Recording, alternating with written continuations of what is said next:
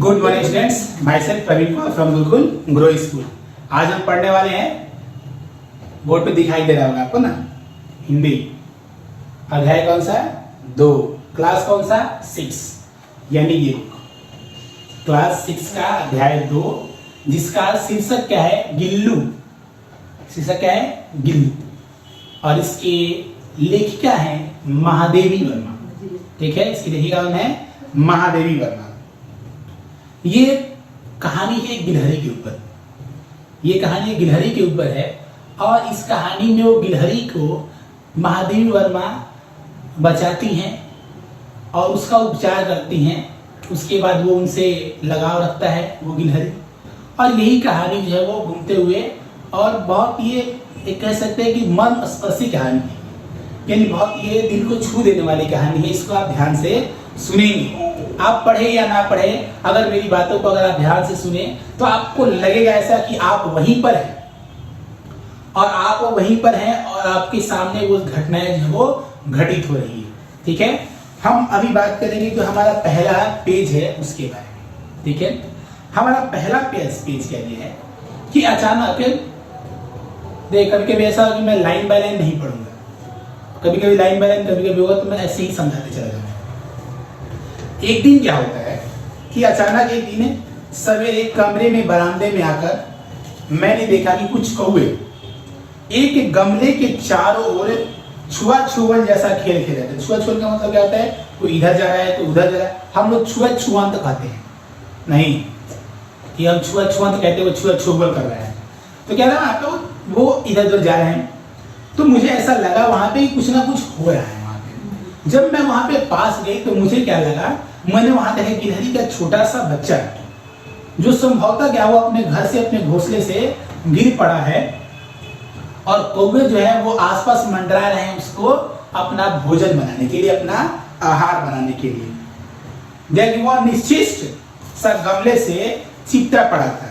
निश्चेष्ट का मतलब होता है निर्जीव की भांति वो गमले से चिपका पड़ा था ताकि वो उसकी जान बच सके, इसलिए वो चिपका हुआ बैठा हुआ था।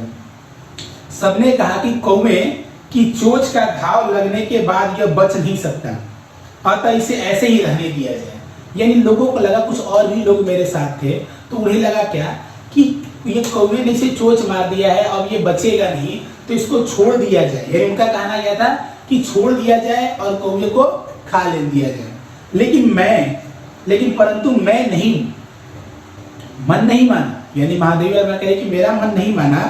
उसे हॉल से उठाकर मैं कमरे में ले गई, फिर रुई से रक्त पोंछकर घाव पर पेनिसिलिन का मरहम लगाया। रुई की पतली सी बाती में दूध भिगोकर उसके नन्हे नन्हे जो मुंह थे उसमें लगाई, लेकिन मुंह खुला नहीं। यानी एक दो बूंद भी जो है वो गिरा, लेकिन वो मुंह से नीचे की तरफ वो ढुलक गया।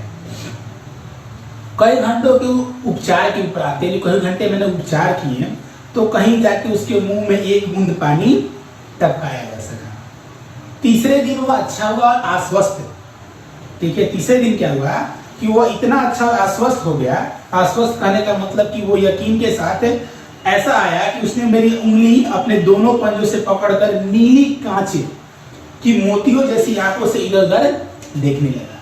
तो मुझे ऐसा लगा कि अब ये जो है गिलहरी वो सही हो चुकी है, ये जो गिलहरी है वो सही हो चुकी है। 3-4 मास में उसने उसके जो स्निग्ध रोए थे, स्निग्ध का मतलब होता है जो कोमल रोए थे, झपेदार पूंछ और चंचल चमकीली आंखें सबको विस्मित करने लगी। विस्मित का तात्पर्य होता है यहाँ पे हैरान, यानी वो हैरान करने लगी। इसकी जो आंखें थी, उसके जो रोए थे, एक जो पूछे थी, हम उसे गिल्लू कहकर बुलाने लगे। यानी उसका नाम क्या रख दिया हमने? गिल्लू रख दिया। मैंने फूल रखने के लिए एक हल्की डाली में रुई बिछाकर उसे तार से खिड़की पर लटका दिया और वहीं तक उसके जो गिल्लू का 2 वर्ष तक का जो घर है उसी डाली पर बनाया। वह स्वयं हिलाकर अपने घर में झूलता और अपनी कांच के मानकों जैसी जो आंखें थी वो कमरे के भीतर और खिड़की के बाहर ना जाने क्या देखता समझता रहता था। परंतु उसकी समझदारी और यानी कहने का तात्पर्य क्या है यहाँ पे यहाँ पे कहने का तात्पर्य है कि अब हम आते हैं अगले पेज में आते हैं। देखिए तो हमारा अगला पेज है, उसमें हम अब बात करेंगे। हमारा जो दूसरे पेज में आते हैं, हमारा जो दूसरा पेज में है, पहले पेज में हम क्या देखते थे, उसको रखा गया, अच्छे से रखा गया, दवा उपचार कराया गया, धीरे धीरे वो ठीक हो गया।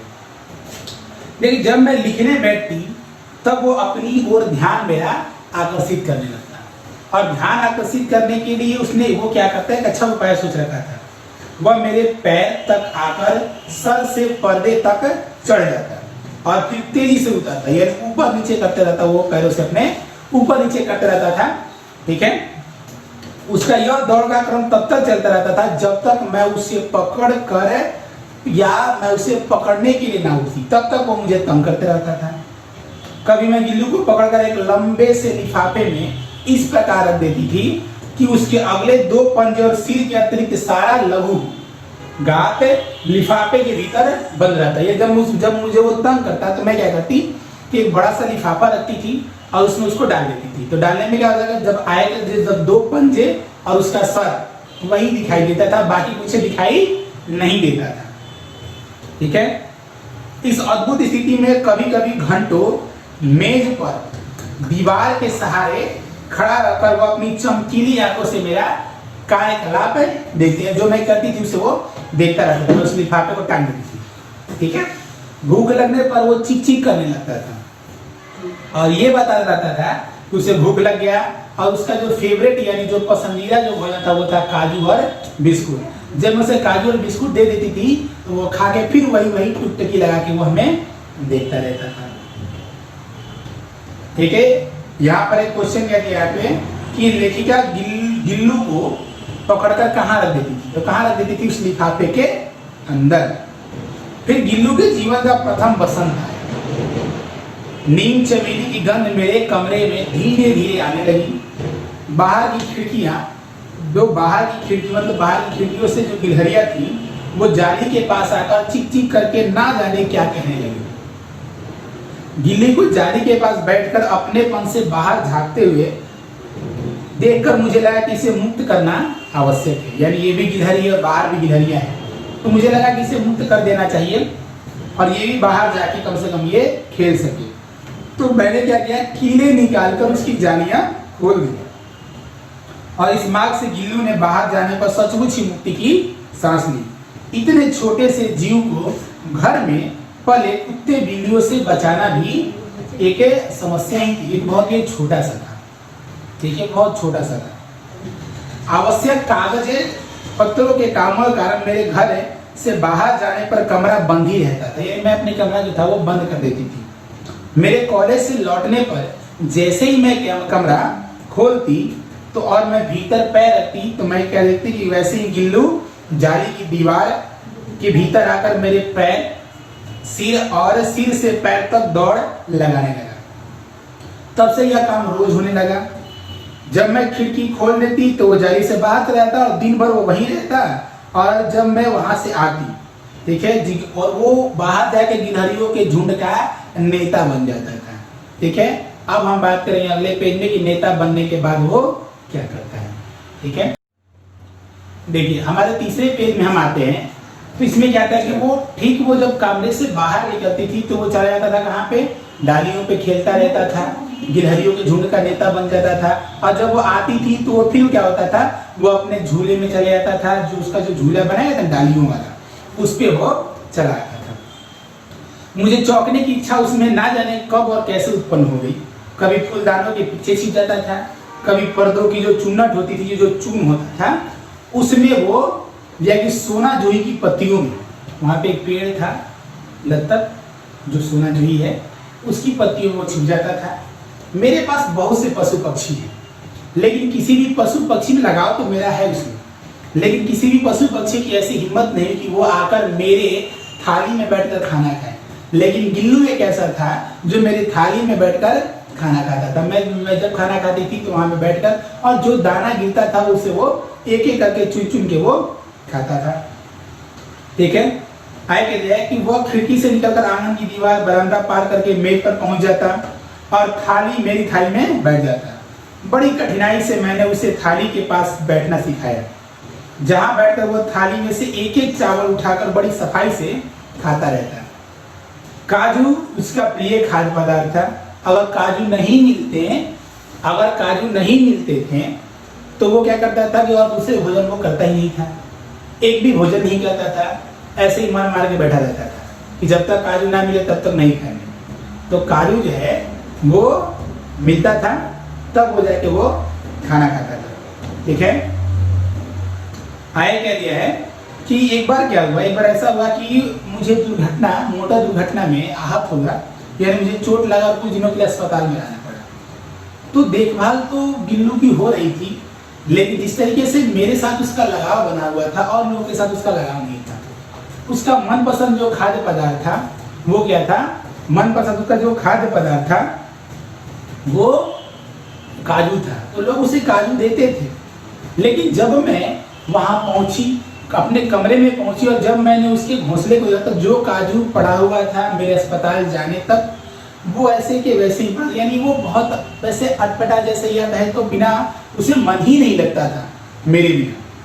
और जब मैं आई तो उसका जो है वो मन जो है वो बहुत प्रफुल्लित हो गया और मेरे पास वो आया पहुंचा और मेरे साथ वही बात जो है वो खेलने लगा। देखिए गर्मी में जब मैं दोपहर में काम करती रहती तो गिल्लू ना बाहर जाता ना अपने झूले पर बैठता। उसने मेरे निकट रहने के साथ साथ गर्मी से बचने का एक सर्वथा उपाय नया खोज रखा था, यानी वो मेरे पास आता और बैठता। और क्या होता, मेरे पास एक सुराही रखी होती थी, सुराही के पास जाके लग कर उसे चिपक कर बैठ जाता था, तो गर्मी भी उसकी खत्म हो जाती थी।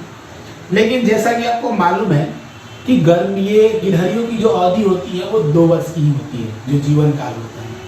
तो वो उस 2 वर्ष का जीवन काल वो समाप्त करने ही वाला था।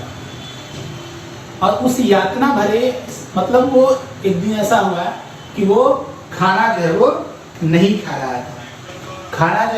खा रहा था, और जिसकी वजह से उसकी तबीयत और खराब होने लगी, क्योंकि वो मरने की स्थिति में था, मृत्यु उसके नजदीक थी, क्योंकि उसका जो जीवन काल था वो खत्म होने वाला था। जब मैंने उसे काजू दिया तो उसने नहीं खाया, तो मुझे लगा कि अब इसकी अवधि जो है वो समाप्त हो रही है। फिर भी वो उस समय भी वो मेरे साथ बिल्कुल लगा हुआ था। मैंने जब उसके पंजे देखे तो पंजे मुझे बहुत ठंडे लगे, तो मैंने क्या किया, मैंने हीटर चालू किया ताकि उसके जो पंजे जो शरीर है वो गर्म हो सके। लेकिन जब गर्म नहीं हो सका तो एक ठंडी सी एक हवा बही, जिसके उपरांत वो गिल्लू जो था वो हमारे बीच वो नहीं रहा और वो मृत्यु को प्राप्त हो चुका था। जब मैंने उसका जो समाधि था, मैंने उसकी समाधि कहाँ बनाई, उससे जो लता था, जिसके वो लते के ऊपर चढ़ कर वो खेलता रहता था, जो सोना जूही का जो लता था उसके ऊपर चढ़ के खेलता रहता था, तब जाके वो कहीं पे वो क्या करते थे हम, तब जाके मैंने वहां पे उसका कहते थे समाधि बना दिया, जिसकी वजह से मुझे ऐसा लगा कि यहाँ पे बनाना यही प्रिय है, क्योंकि इसके लिए जो पेड़ है वो बहुत ज्यादा प्रिय था। ठीक है, अब हम ये जो लिखा गया था वो महादेवी वर्मा के द्वारा लिखा गया था, और जो आए के जो क्वेश्चन आंसर हैं, ठीक है, आए के जो क्वेश्चन आंसर है हम अगले वीडियो में हम इसके ऊपर बात करेंगे। ठीक है, तब तक ये लाइक शेयर कमेंट आप जरूर करें। Okay, thanks. क्लासेस चला रहे हैं, तो ये क्लासेस पढ़ने के बाद आप सभी को जरूरी है अपना कमेंट्स डालना। आपको अपना सब्जेक्ट पढ़ के और इसके बाद कमेंट्स में अवश्य लिखिए आइदर यू हैव अंडरस्टैंड और नॉट। इफ एनी क्वेरी उसमें आप मेंशन कीजिए, और अदरवाइज उसमें लिखिए I understood, I have done my homework. और जो भी होमवर्क दिया जाता है उसको पक्का पूरा कीजिए।